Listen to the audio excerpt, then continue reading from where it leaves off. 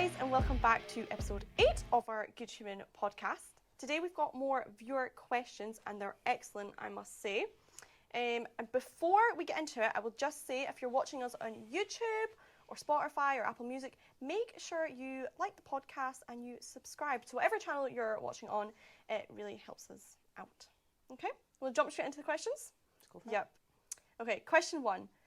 Should I exercise more to burn off any bad food or extra calories that I've eaten?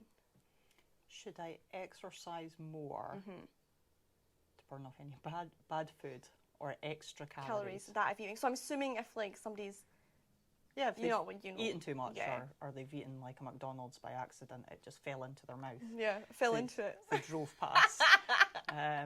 Should they exercise more? No. Like, maybe. No. Like, it depends. Like, I'm just going to go and say no. Yeah. And then I'm going to say, are you going to do that all the time? If you are going to consistently eat more, then but you want to either stay the same body weight or lose weight, then your only other option is to move more. Yep. But that is a hard game to play, like a ridiculous game to play. And really the answer is no, don't do it. Yeah. And the answer is don't do those things in the first place. But if you have done them, move on. Yeah, let it go. Move on. 100%. Like, say trying to out-exercise, we did talk about this before, trying to out-exercise a bad diet when you're not a CrossFit Games athlete or a top-level sports person, you're probably not going to be out-exercising a bad diet. No. You know how hard you have to exercise to burn That. off like 500 calories? That. So hard. And even then, like, there's other ramifications as well, like with health. You know, you don't just get to eat junk food or like processed foods and it only be about your body weight. Yeah, 100%. You know, which I think is maybe something we've not talked about enough, or certainly not very coherently and very precisely. But I think it's something that's massively overlooked. People often concentrate solely on body weight and don't think about health, or they only think about health and they're not thinking about it. But the two things are so intrinsically linked. Like, if you're only dieting for your body weight, then you're missing the really important part of like your food intake. A huge component, actually. I think too many people don't realise how important good food is for their health. Sounds so obvious, but anything only sounds obvious when you know. And yeah.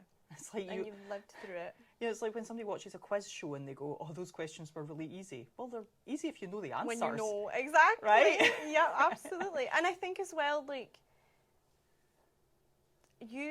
so many people wouldn't bother with eating well if it, like, didn't help them, like, stay slimmer. You know, too many people are just solely focused on... I think it's mostly because you can't automatically or immediately see a health benefit. Well, actually, I would argue you can, because within just a few days of changing your diet from processed to fresh fruits and vegetables and plenty of protein, you will feel a lot better. I don't know, the connection just isn't there yet. No, I feel like you have to live through it. I remember when, it was actually when I started coming to see you, and you told me to eat the 800 grams of fruits and vegetables, and I ate fruits and vegetables anyway. But see, when I started doing that, like, how I felt superhuman. Like, I was going to work, doing like the full day, training at like 6-7 o'clock at night for a couple hours. I felt like nothing was too much. It was amazing, and I think you have to experience that to really know. It's one thing for us to sit and tell you, but to experience it, it's so different. I think that's very accurate. I think you cannot sell a feeling to people. Yeah. You can sell an image, so I can say to somebody, if you do this, you'll lose X amount of weight and you'll be able to fit into size 10, you know, sweaty betties. Yeah. But saying to somebody, if you do this and you're going to feel amazing and have loads of energy, like, they don't know what that feels like. Yeah. Like, I remember asking somebody to report on how they felt on a scale of 1 to 10 when they were following nutrition. And every day they reported that they felt like a 7, 8 or 9, like high. So they're saying, I feel great. And then they were gaining a bit of weight, so kind of going, right, okay, well, something's not right here. So we backtracked and we looked at, turned out they weren't reporting everything they were eating. Oh, that old one. And then when they did start doing it very accurately, they came back to me and said that they hadn't realised how bad they felt. They genuinely thought they felt really good. Aww. But they only felt really good compared to what they'd felt like before that. Yeah, and what they'd known. So then when they started doing it exactly right, they then started to feel really good. Even better, oh my God. You know, and like, yeah, and there would be a degree above that as well that they, at that point, still hadn't felt. So your own benchmark could be so low that anything even moderately above that, you're going to think, oh, wow, that's what they mean by feeling really good. Yeah, absolutely. Yeah. So, what was the question? It was like, should I exercise more to burn off any bad food or extra calories that I've eaten? I actually agree with you. My response would be no. Slightly different. I don't think, and I think it's very common, you shouldn't use exercise as a form of punishment to what you've eaten. Depends if they see it that way. That, and I think a lot of people do, or I say a lot of people. Some. Yes, some. Using exercise as a punishment, or when you feel guilty for eating something like that you shouldn't have. And what you're doing, one is you're creating such a guilty habit around foods, and you shouldn't have guilt around any food. Whether it's processed or not processed, you shouldn't feel guilty for eating something. That guilt is an expectation that you have in yourself. So when you eat food and you feel guilty, I shouldn't have done that, I'm such a bad person, I'm a pig. You're not letting it go and you're not moving on. But also what am I trying to say here? You don't want it to get into the habit. So when you're still eating the bad food and then exercising to burn it off, you're ingraining that habit of like binging, or you're not breaking that like cycle of stopping yourself when you want to go and eat loads, or when you've had a bad day and then want to go and eat loads. Like, you're still ingraining that habit, and that's still there regardless if you then exercise more to burn it off or not. And also what you said, because you burn off the calories that you've eaten, you've not undone eating the terrible processed food, like the bad nutritional value. You can't undo that. So my answer would be no, don't eat or exercise to burn off extra food that you've eaten. Don't use it as a form of punishment for yourself. That's what I'd say. Anything to add? Yeah, no, I think you're right. I think a lot of people do see it like that. Like, now I have to do like 300 burpees because I ate a McDonald's. Yeah, and you're sitting there in like a pool of just guilt and dread. And then hating the exercise, having that negative association with exercise because you're using it in a way that's, I don't know, punishment, but yeah. You know, rather than going, I exercise to make myself feel good, I exercise to have a better quality of life. I exercise so that as I get older, I'm going to stay fit and healthy and independent and capable. Right, so having those positive, I exercise because it's fun. You know, so having those positive associations with exercise, as opposed to going, I've eaten at McDonald's, now I have to do 300 burpees. You know, it's not really the association that you want to be having with doing something that should be fun. Creating a bad cycle there as well. It's a bad habit that you're ingraining in yourself. Yeah, I suspect probably more people think along those lines than maybe I fully appreciate. Yeah, I know I used to. Yeah. I used to. That's probably why my brain like went there. Yeah, I don't think I've ever done that. So. No, and I've heard. Definitely have heard like girls, especially. I'm a girl, so I'll hear it more from other girls. Telling that young girls as well, and it's a shame. It's a bloody shame.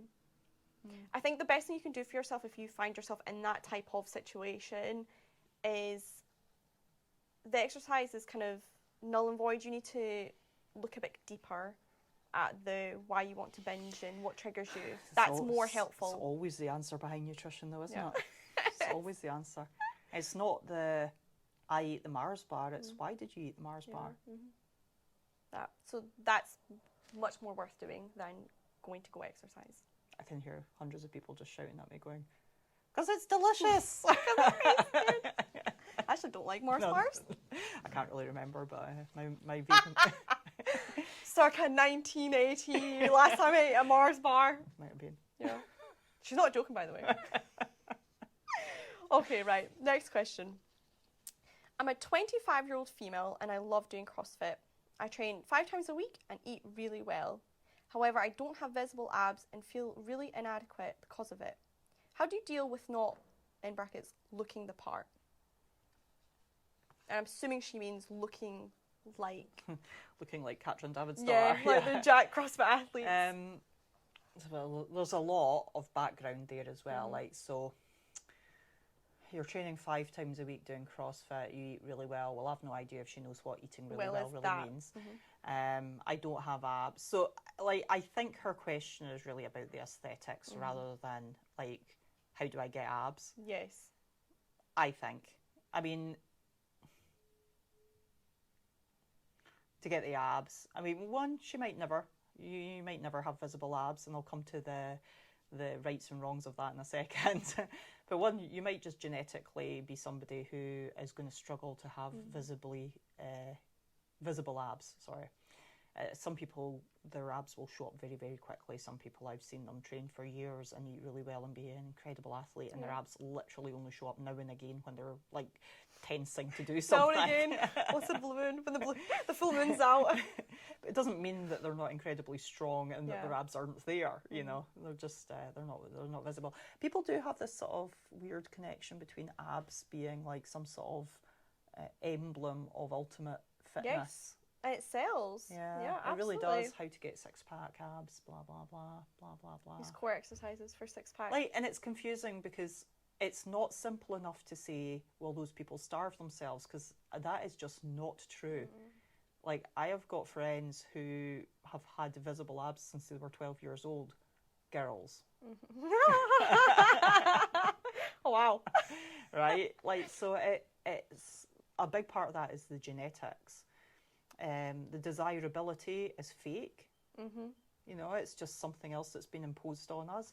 If you lived on top of a hill all by yourself and you didn't know social media existed, would you know to have abs? Yeah, would you care? You wouldn't. You know, or would you be more interested in whether or not like you could hunt and gather your own food? Yeah. Right? You wouldn't give a toss about whether your hair was perfect or you had abs. How did you finish the question off? I feel really inadequate because of it. How do you deal with not looking at the part? Right, I'll be perfectly honest. This has got nothing to do with abs or training, right? This is about confidence. That's what I was going to say. That's where I was going with that. Looking the part, like that's like you've got a label in your head of what you think a CrossFitter should look like, and it doesn't equal then that when you've got abs that your performance is amazing. What you're placing a higher value in how you should look versus like how you're performing and how like having abs doesn't make you a better CrossFit athlete. And I'll tell you what, it won't make you feel better either. No, probably not. It'll probably make you feel worse. You'll have the odd moment where you walk by the mirror and you're like, damn, look at that. But it won't make you feel like a better, more worthy, happier person. Like if you do feel better, more worthy and happier, then it's because other things in your life are doing that. It's not because you have abs. And if it is, then you're so shallow that I can't help you. Just click off the podcast, we're done. Kind of joking. Yeah. No, I am joking because that if you are that shallow, if you like, then that comes back to confidence again. Because if you think your confidence comes through your appearance alone, then you've not been listening. Yeah. And we've talked about this in other podcast episodes about like not placing your value in how you look, and that kind of is what that question is there. Nobody, like when you think back to all the people that you've met over the years, sure you might be like, God, he was so good looking. See if he was not a nice person, that will immediately be followed with but. That's so true. You know? Yeah. Look, it's such a funny, like we all strive to look good in a certain way, but when it comes down to it, like it so rarely matters for so much. When you think about the people that you enjoy being around, it's the people that are fun, that are relaxed, that are confident, that look to bring other people up. It's like the people that are quirky and amusing. Yeah. It's like you don't you don't think, oh, I wish I'd spent more time with that really good looking guy because he was good looking. Yes. How you make people feel is so infinitely more important than how you look. Because see, if you could be like a 10 out of 10, stunning, attractive, but if you've got a stern look about you and people don't feel safe around you, nobody will want to spend time with you. Safe is such a good word. Yeah. It is. Really is. Really is. It's such an important aspect, I think, of people and like wanting to be around people. Massively. And it comes into so much, actually. Yeah, it really does. Yeah, it really, really does. When you think about people who you can completely be yourself with, it's because you feel safe in their presence.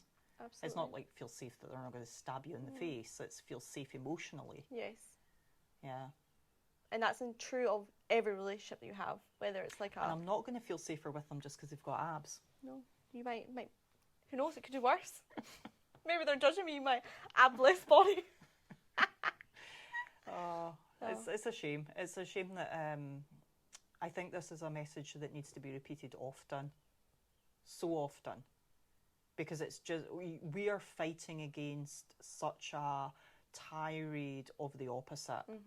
We are being constantly bombarded. If you are on social media, then you are being constantly bombarded with the opposite message. That if you want to be, like, think about it. Whenever they show, maybe this has changed a tiny little bit, but the vast majority is still, when they show, hey, we're selling this fitness product, the person selling it is jacked. Yeah. And yet, you could be very fit. You could be very fit and still a little bit chubby. Yeah. But you could be incredibly fit. So if they're selling barbells, for example, like, you could be very lean and not very strong. Yes. You could look very jacked and not be very strong. So true. It's a very, the visual is very hard for people to decipher down to what's really behind it. We are visual creatures, humans, and it's hard for us to navigate away from that. Like, when you talk about it, it's so obvious.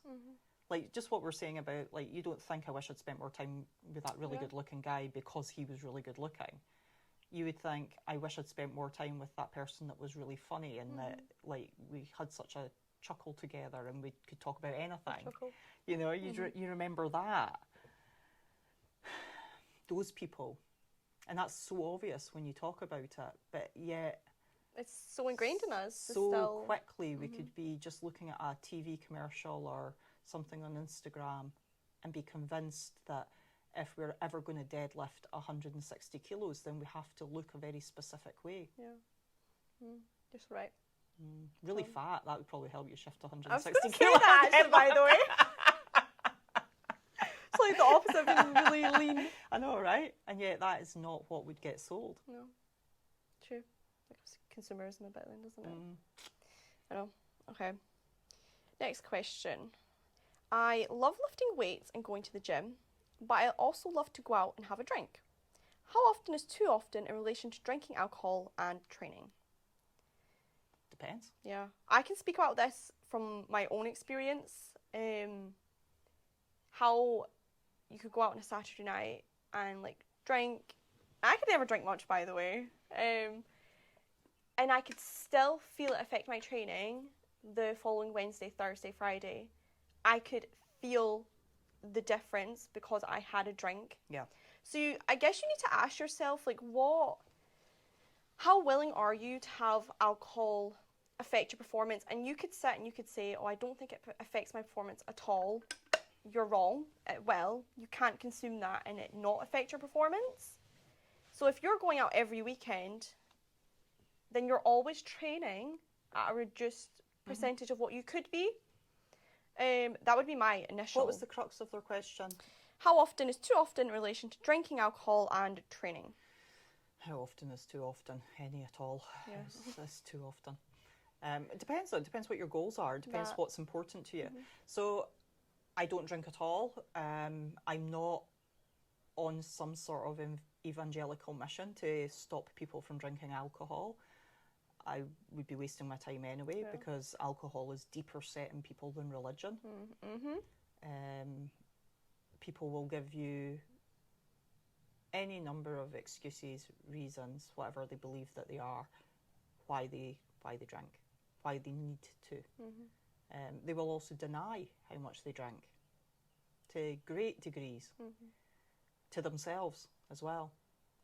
I think it's a much...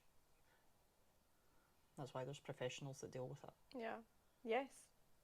Yeah. It's a massive socially acceptable problem. It is. And the social acceptableness of it is so ingrained in us that it is more socially acceptable to drink than it is to not drink. You have to have an immense amount of confidence to be able to not drink confidently. Yeah. And be unwavering. I had a conversation about this just the other day, and the person I was talking to said that they found it really difficult that their friends would be, like, we want you to drink, whatever. And I was like, nobody has ever done that to me. Yeah. No one has ever been like, oh, just have a drink, Anne, just have a drink. And we were discussing why that was that they got pressured and I didn't. And the only conclusion that we could come to it was that it was in the way that I delivered the information. It was so unapologetic. So, oh, we're going out for this night out. Shall we get a taxi? Nah, sorry, I'm driving. Oh, but then you can't have a drink. Well, I don't drink. Yeah. Yeah. It's not, oh, I'm not going to drink. No. It's, well, I don't drink. You're so right. There's no space. I don't give people space. And I've never done that intentionally. I'm just very clear about who I am and what I want for myself in my own life. And that's got nothing to do with other people. So I don't give room for other people to have manoeuvrability there. I don't keep the door open slightly so that they can wangle in. Because people are very sensitive to that. If they think you're swithering at all, they might even think that you want to be persuaded. That I was going to say that. I wonder if people keep that door open because they kind of do. Maybe. Want to. Like something you're trying to give up, but you still kind of want to do it, so you are more easily... Because I agree with you. And then they can blame someone else. Yeah, and then it's not their fault. But you're right. And I've said to people, I'm coming out, but if you ask me to drink, I'm leaving. So don't bloody do it. And nobody has then. Yeah. But that comes from a place of like, I don't even want to. Yeah. Like, I would not look twice at it. Just being very clear about who you are and what you want. Like, so I'll always say, and once you guys get drunk, I'm going home. Yeah. Do you know, nobody has ever, and I don't care even if they did, but no one has ever been like, oh no, you need to stay out longer. Like, they've just never have. They never have. Because I don't leave that open for them. Yeah. Like, I think how you deliver any information about yourself, watch for how it's reflected back at you. And don't blame those other people for how it's reflected back at you. Think about how you delivered it. Yeah, because people are always just picking up on you. That's a really good point, actually. Yeah. A really good point. So the question, the answer would be, depends what your goals are. Yeah, it does. Like, if you want to drink, admit that it's going to affect your training. Yeah. And if you want to keep drinking at that stage, well, just admit that it's going to affect your training. Yeah, Carry on. Be real. Don't try to deny that. Yeah. And when your training isn't as good or effective as you want it to be, admit that it's probably got a lot to do with the alcohol. Yeah. Keep it real. Yeah. Yeah. And that's it. Yeah, okay, we'll move on. There's your answer. Okay. How do you deal with loss of motivation or where you can't be bothered to train? Just give up. Yeah, just stop. That's it. Just Your time has come. set to the end. Netflix. Just don't. Oh, this is it's such a common question.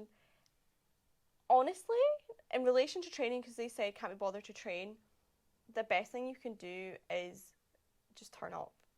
Or, because I think people think that athletes or people that seem really into their fitness or have done it for a long time, like, don't have those days where they can't be bothered or they don't want to train. Me and Anne have them all the time. I have said this so often. If I only trained on the days where I really felt highly motivated and desperately wanted to train, I'd train about once every 6 weeks.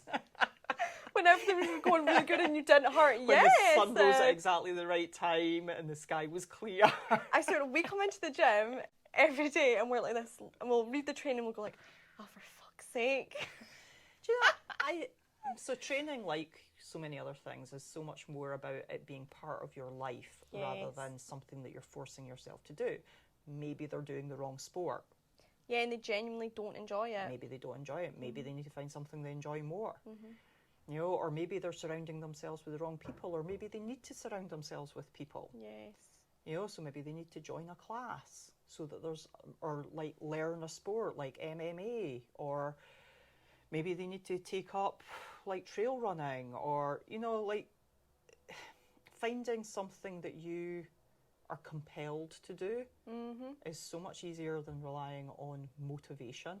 I mean, motivation, as we know, is incredibly short-lived anyway. It's fleeting. It'll only get you through days or maybe a few weeks, but it'll not get you through months, and it'll not get you through years. No. And it'll go away at some point. And then that turns into can't be bothered to train. So there's a, are you doing the right thing? You know, for one. And then there's the, just get on with it and stop whining. Yeah. Show up. But yeah, you're right though, because you know, you're like, the best way I get to gym when I don't feel like training is just saying I'll go and I'll just lift like the barbell. I'm not putting any weights on, or I'm just going to go and I'm just going to move like the 20-minute workout. And do you know what? It always ends up being better than you think it's going to be, you know? I think I'm pondering over this a wee bit more as well. Something that comes up a lot, and it's a modern problem, is comfort. People just wanting to wallow in comfort, so that if they're not highly motivated to train, then the thought of training is a bit uncomfortable. And that thought of discomfort is enough to stop them from doing the thing, and it turns into, I can't be bothered to train. And this fear of discomfort shows up everywhere, all the time.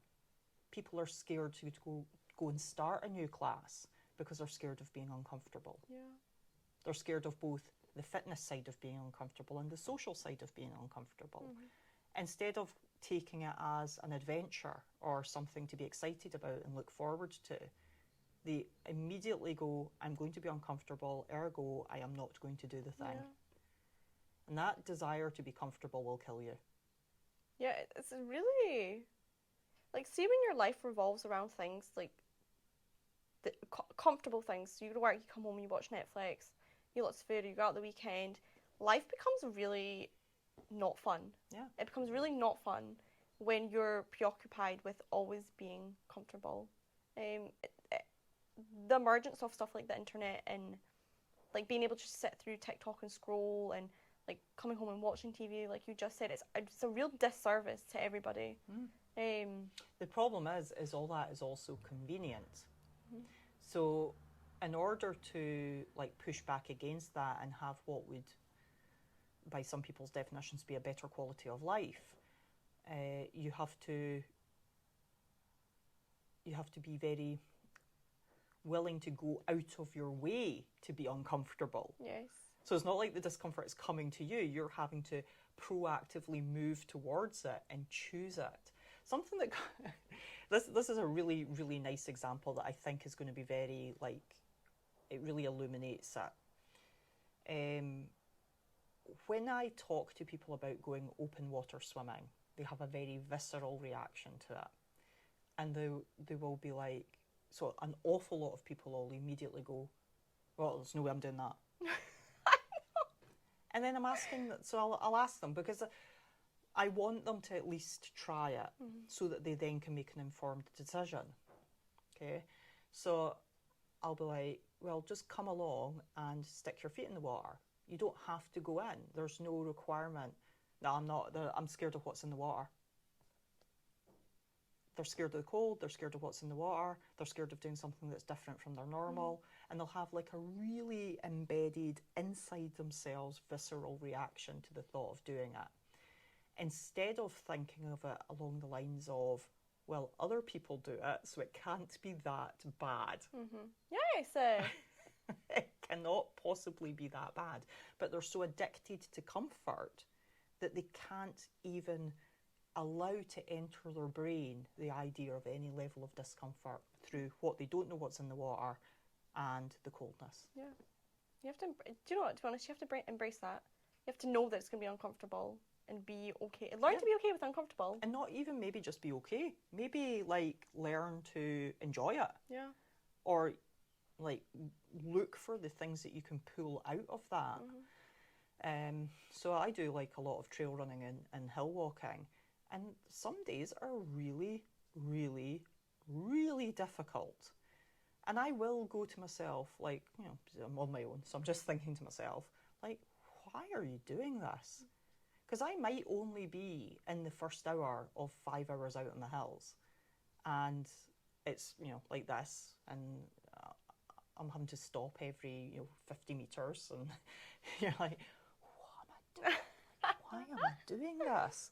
This is just the start. I've not even got going yet. Why am I doing it? But I know the answers, which is why I keep going back and doing it again. It's because on the other side of that, there's so much. There's so much to push through that discomfort and know that you can push through the discomfort, read adversity, difficult situation, something that seems overwhelmingly challenging, and to push through that and to come out the other side and that achievement on the other side and that proving to yourself that you're capable of things that are incredibly difficult and uncomfortable. And I would say there's no better way. There's no better way at changing how you perceive yourself and what you're capable of than pushing through adversity and doing uncomfortable things. Like, it will literally change how you think of yourself. And the feeling that you get, you cannot get elsewhere. Yeah. You can't get that from Netflix. Like, I'm a huge advocate of like positive mental language and physical language. But honestly, when I'm up in the hills, I am finding it difficult to use positive language. So sometimes I have to actually let the positive language go. And because there'll be nothing positive, I will be dying and I'll be going, I have no positive word to describe this experience. So how else can I get something good out of this? And that is just to fully embrace and experience the adverse situation. I'm not going to die. I could turn around and go back down the hill. Right? So I'm choosing to keep going. And, so that's my real world experience. But I think something that comes up a lot, and a lot of people will recognise this one, is running and burpees. Yeah. So I've been in many a CrossFit class, and there's two words that will put the fear of God into a class quicker than any other two words. Running, burpees. Yeah, so true. And I'm just like, one, I think that some of that's habit. Like, it's like an infection. It's ingrained. You think you should dislike them. There's literally t-shirts that like say "fuck burpees." I love burpees. But here's the thing: the reason that people don't like them is because they're a little bit difficult. They jack up your heart rate, and you get better at them. You just do them faster, and that's when you come down onto the floor on your chest, like that knocks the wind out of you. So they're always going to feel pretty difficult, unless you're like 5 foot and like you've got arms like somebody's thighs. Then you're probably always going to find burpees a little bit challenging. So again, even in a sport that people come to because they seek adversity, yes, they are still afraid of a burpee, something that is a little bit difficult. So, I mean, I always challenge people to just change how they think about things. The burpees, like, it's just a movement. That it almost embrace like the hardness of it, and such a weird one, because I get what people say, and it's the same feeling that I have for like split squats. Yeah, right. They're so hard, right. but I love them in a weird way because they're so hard. So to me, it is like an attitude change. You know what I've got to say about deadlifts? Yeah. That's so funny what everyone doesn't like. Love them because they are blooming hard, and that when you're done them, you feel like you've done a hard thing. Yeah, and also, like, get a grip. It's a burpee. Right? You're paying to be in that class. You're choosing to be in that class. You're completely physically able-bodied for the most part. Although I will say I've seen plenty of people who are not completely physically able-bodied doing burpees as well. No excuse. And just getting on with it. Like, just reframe your thinking so that you're not a whiny little. I knew the side of you was going to come up. Yeah. Do you know what? Choose to tackle them like so fiercely that they become not hard to you. Like, change your attitude towards them, you know? Like, I literally went through that. I experienced firsthand that cycle. Like, so I went through both with running and with burpees. I went from really struggling with running. Let's use running as a good example, right? I really struggled with it, and I was the person that was like, oh no, I've got to block run. You know, and I would have to stop. That block run would be like 400 metres up in the city. And I'd have to stop on that 400-metre run and walk for bits of it, you know? And even the sheer mention of running was like, oh God, I hate running. But actually the truth of it wasn't that I hated running, I was just unfit. I was unfit. And it turned out that when I got fitter, I actually really enjoyed running. Yeah. Funny how that happens. Yeah. Yeah, when you get good at something. I'd hazard saying I was ever good at running, but... Oh no, I get you. So, yeah. What was the question? Motivation. What was the question? Oh, we went off on a tangent. How to deal with loss of motivation, or you can't be bothered to train. Just showing up. That's my first response to that. There's a lot, as we just did. Yeah. Delve into it. Look and see if it's actually something you enjoy. Like, and it's not because you're tired or you've had a long day at work. Like, you enjoy actually just being there, and that'll get you through when you're tired or you can't be bothered, or when you said make sure that you're doing it with other people that you enjoy, and all those things will get you through when you're tired. Yeah. You can't be bothered. Okay, let's carry on. Okay, last question. How do you change the feeling of being a failure, especially when it comes to dieting? I've tried so many and have lost hope on myself and ever being able to lose the weight I want to. Well, one, you can't fail at dieting. Yeah. I mean, true, if you just keep going a little bit. You can't fail. Like, what is failure? Failure is when you completely stop. Is it? I think. Like, there is no pass-fail mark with nutrition. There is, I don't know enough to make good decisions. There's that. There's, I've got other things in my background that are psychologically affecting me and my ability to make good choices for myself. There's, I have incredibly low self-esteem and don't think I deserve to be fit and healthy. There's that, but there's not a pass-fail for nutrition. Yeah, you're right. You can eat in a way that's better for your health, or you can eat in a way that's not so good for your health. Yeah. But there's not a cut-off mark. Do you know, I think people view dieting too much like that, though. Yeah. When people go on to diets, it's so extremely different to how they usually eat that when they stop, they fail. Like, they think they have failed. So people approach dieting wrong, in my opinion. Like, you have to look at it as, like, you're just gradually changing the way that you eat, so that just becomes your norm. You don't have to try to eat that way. It's not an effort. It's not hard. That's where that feeling of being a failure comes from. When you've they're made trying it to do something that they don't normally do. Yeah, and then you do stop. And you have to be careful as well, right? You can ingrain into yourself the habit of stopping, thinking a diet needs to be hard. So you do it for 2 weeks, and I know people are going to feel what I'm talking about right now. You do it for 2 weeks, it's been really hard, it's really difficult, it's taken a lot of your discipline, and then you can't do it anymore. Your first hurdle, you stop. And that becomes a pattern. So then in a month's time, you try again, same thing happens, you stop. I am someone who fails at diets. So you're trying, maybe the diet's too extreme, maybe it's too hard, too low in calories, but what you're doing is like setting yourself up to stop. You've made that a habit, at the first little hurdle, you stop and you're ingraining in yourself that you think you are a failure. What was the second part of the question? And I've lost hope in myself and ever being able to... Oh, I'll read the question again. How do you change the feeling of being a failure, especially when it comes to dieting? I've tried so many and have lost hope on myself and ever being able to lose the weight that I want to. Yeah, there's a lot in there. So that, first of all, get rid of the idea that there's some sort of pass-fail. Yeah. There's not a benchmark at which you hit and then that's it, you're perfect. Like, it doesn't exist. And even if it did, it'd be completely unsustainable. So how you look at it, it's an educational thing. And unfortunately, the vast majority of people that I've met over the years, when asked what their diet is like, will answer, yeah, not too bad. And the truth of the matter is they haven't got a clue. I know what to do, I'm just not doing it. Yeah, I don't think you do. And that is not me being condescending. It's my experience with people is that they really don't know what to do.